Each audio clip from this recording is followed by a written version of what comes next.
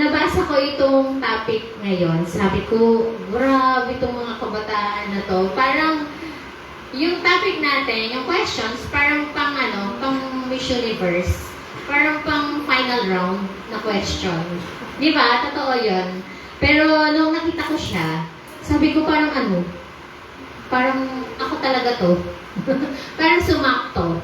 Ayan. So, dadali ko kayo sa aking naging experience. Sabi po rito, how has building bridges instead of walls in your life led to a powerful change? Kasi totoong nangyari to sa totoong buhay.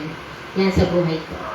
Dati kasi, madali akong, palakaibigan talaga ako. Pero may tendency ako na kung gaano ako kabilis magtiwala sa tao.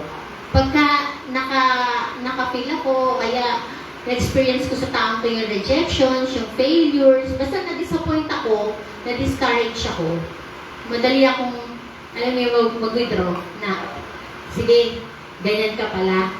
So, nandun yung galit ko, nandun yung disappointment ko, nandun yung discouragement. Lahat ng mga negative thoughts, lahat ng mga negative feelings ko, pinagsama-sama ko yun. So, parang break. Naggumawa ako ng isang wall gamit yung mga bricks na yun, pero yung mga bricks out of my negative thoughts at saka negative emotions. Yun yung walls. Na, sige, friend tayo, pero hindi na tayo katulad ng dati. So, ang tendency ko before, magtayo talaga ng walls na hanggang dyan ka na lang, hindi mo na ulit ako masasaktan. So, parang gano'n, natakot ako na ma-disappoint uli, ma-reject uli. Parang natakot na ulit akong magtiwala. Pero ang Panginoon, mayroong isang pangyayari sa buhay ko na pinamulat niya sa akin na mali pala yun.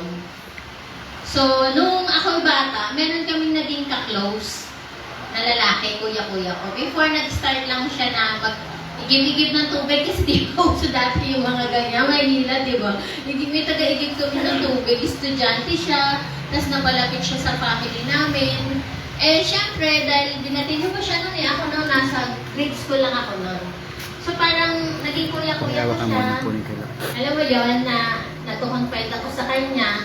Pero nung tumatagal, iba na yung aming nagiging estado. Parang, may pagkaseloso kasi siya, kahit sabihin mong family friend lang namin siya. Parang ganyan lang siya, edad nyo lang. So, mga ganyan edad, mapusok eh. So, dahil nakaano siya ng family sa amin, parang naging seloso siya. Gusto niya yung siya lang. Pero lahat naman talaga, lalo na nakapagtrabaho siya, lahat din pinuha siya. Selos niya. Yung selos na gusto kasi talaga niya siya.